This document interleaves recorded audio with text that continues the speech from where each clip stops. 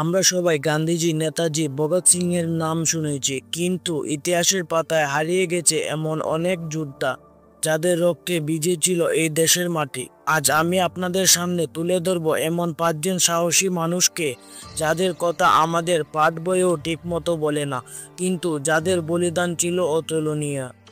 আমরা সবাই শুনেছি গান্ধীজির অসহযোগ আন্দোলনের কথা, নেতাজির আজাদ হিন্দ ফৌজ আর ভগৎ সিং এর বিপ্লবের গল্প, কিন্তু যারা নাম লেখাননি বড় কাগজে, যাদের প্রকৃতি নেই কোনো মুদ্রায়, তারাও কি আমাদের ইতিহাসের অংশ নয়?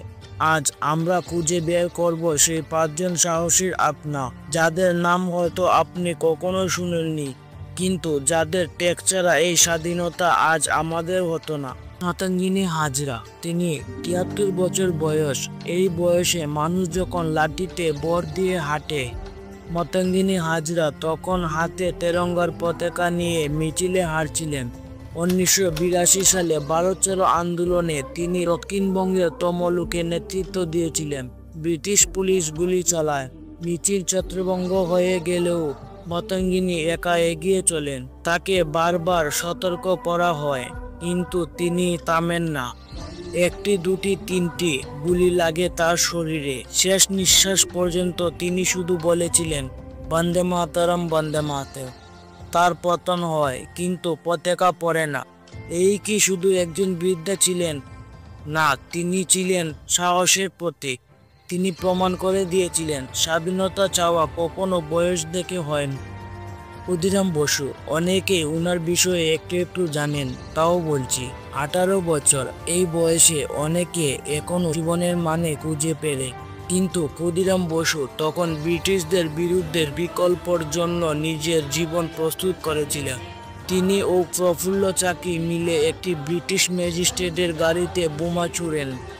দুর্ভাগ্যবশত সেই গাড়িতে ছিলেন অন্য কেউ। ক্ষুদিরাম ধরা পড়েন।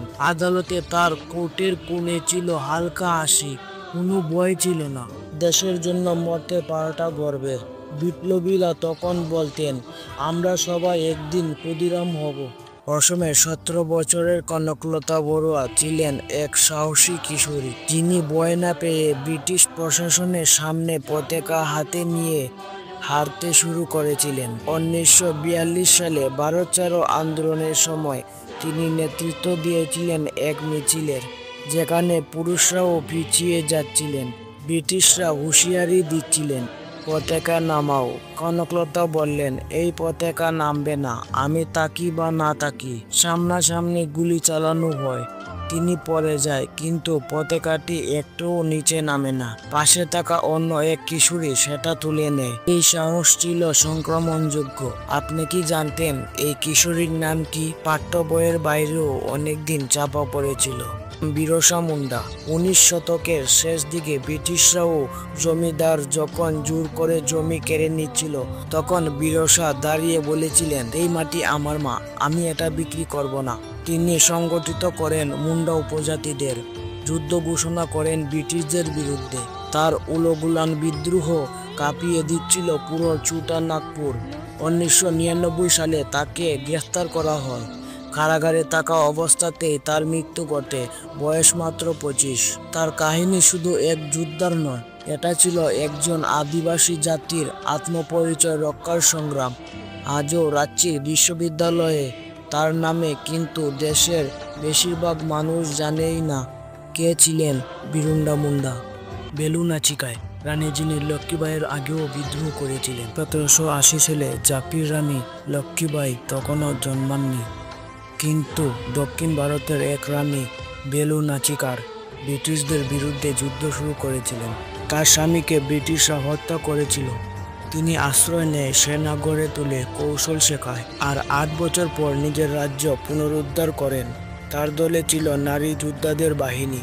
তারা প্রথম আত্মঘাতী মিশনে ব্রিটিশদের অন্তঃগার উড়িয়ে দেয়। তাকে বলা হতো তামিল সিংহিনী, কিন্তু আমাদের পাঠ্য বই কখনো তাকে সেই মর্যাদা দেয়নি।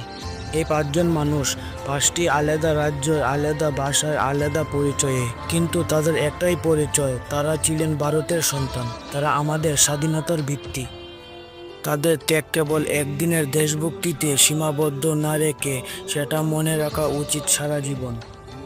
হ্যালো বন্ধুরা, আর এই ধরনের যদি আরো ঐতিহাসিক কাহিনী শুনতে হয় তাহলে এই চ্যানেলটিকে সাবস্ক্রাইব করে পাশে থাকুন।